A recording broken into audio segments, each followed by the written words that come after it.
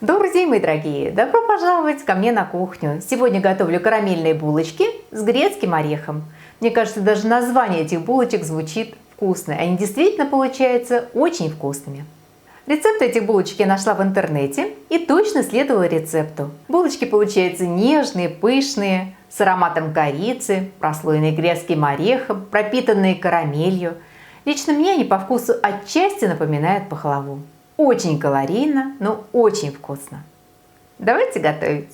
Для теста нам понадобится 470 граммов муки, одно крупное куриное яйцо и 4 яичных желтка от крупных яиц, 85 грамм сливочного масла, 170 грамм молока, 30 грамм сахара, 7 грамм моментальных или инстантных дрожжей и чайная ложка соли.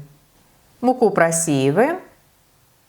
Сливочное масло растапливаем и даем подостыть. Для рецепта, как я уже сказала, нам понадобится одно целое куриное яйцо и 4 яичных желтка. Белки в этом рецепте нам не понадобятся. Заводить тесто я буду в кухонной машине, его совершенно спокойно можно замесить и руками. В чашу кухонной машины всыплю примерно половину всей необходимой по рецепту муки, моментальные дрожжи. Эти дрожжи не требуют предварительного растворения, активации, их добавляют непосредственно в муку, поэтому добавляем муку. Сюда же кладем сахар, соль, вливаем теплое молоко, яичные желтки, растопленное сливочное масло, устанавливаем насадку крюк и начинаем замес теста. Когда все добавленное хорошо перемешается, я буду постепенно добавлять муку. И вымешиваем до однородного теста.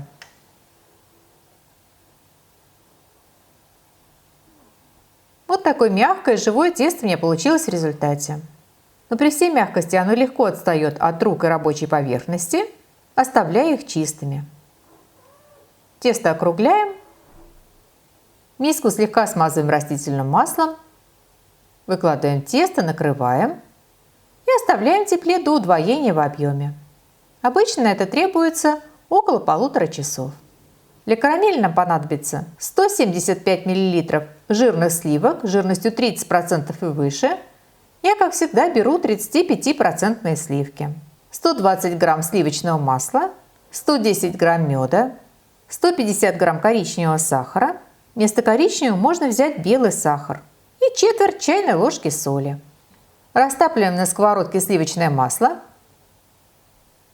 Всыпаем коричневый сахар. Если коричневого сахара нет, можно готовить карамель с белым сахаром.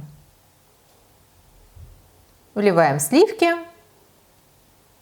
кладем мед, соль, размешиваем, чтобы соль и сахар растворились, мед распустился и в результате образовалась однородная масса.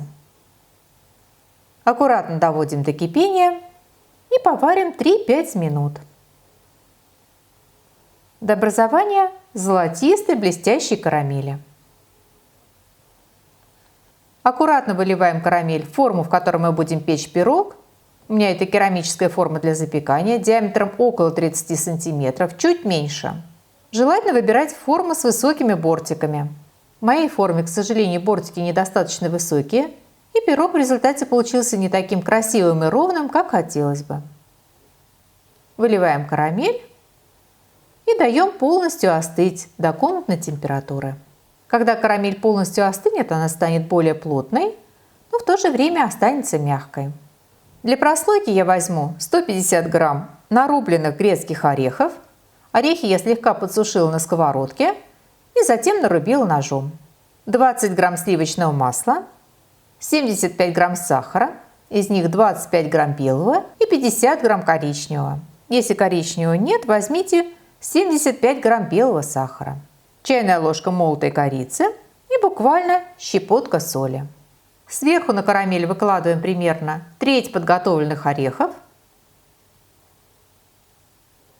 и пока откладываем. Для прослойки пирога смешиваем все сухие ингредиенты: темный сахар, белый сахар, корицу, соль. Подошедшее тесто обминаем.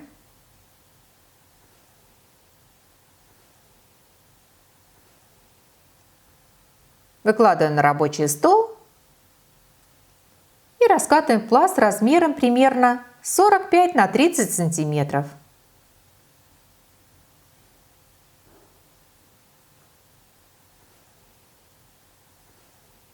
Сливочное масло должно быть комнатной температуры, мягким. Распределяем его по всей поверхности раскатного теста. Можно намазать кисточкой, мне удобно просто вот таким образом, руками. Просыпаем оставшимися грецкими орехами и подготовленной смесью из сахара и корицы. Дальний край теста оставляем без посыпки, для того, чтобы мы смогли скрепить концы рулета. Сворачиваем в нетугой рулет.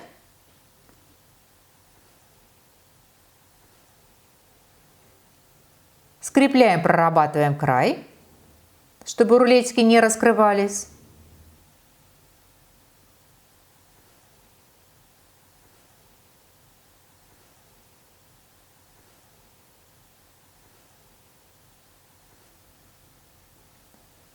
И нарезаем на кусочки шириной примерно в 4 сантиметра.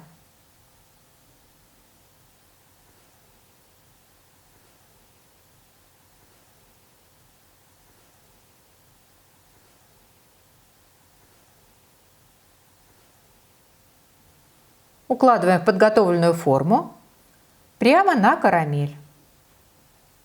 Выкладываем свободно, чтобы тесто оставалось пространство для подъема. Подравниваем. И это делаем вот таким образом, просто ладонью. Накрываем и оставляем для расстойки. В процессе расстойки тесто должно во второй раз подойти, увеличиться в объеме в 1,5-2 раза. На расстойку, как правило, требуется около 1,5 часов. Выпекаем пирог в предварительно разогретой до 170-180 градусов Цельсия духовке. Печется он примерно 30-40 минут. Свежеиспеченный пирог прямо в форме оставляем на рабочем столе на 10-15 минут, чтобы он слегка подостыл. Затем аккуратно переворачиваем и аккуратно снимаем форму. Очень аккуратно, потому что внутри формы горячая карамель. Не обожгитесь. И наш пирог готов. Даем ему подостыть, и можно всех звать к чаю. Такой пирог вкусен и в горячем, и в холодном виде. Пирог можно разбирать на отдельные булочки, а можно просто нарезать. Вот так красиво он смотрится на разрезе. Итак, наш пирог готов, и мне остается пожелать вам приятного чаепития. Приготовьте, попробуйте. Очень надеюсь, что он вам тоже понравится. Спасибо, что были со мной, смотрели видео, и всего вам самого-самого доброго. До новых встреч, до новых видео.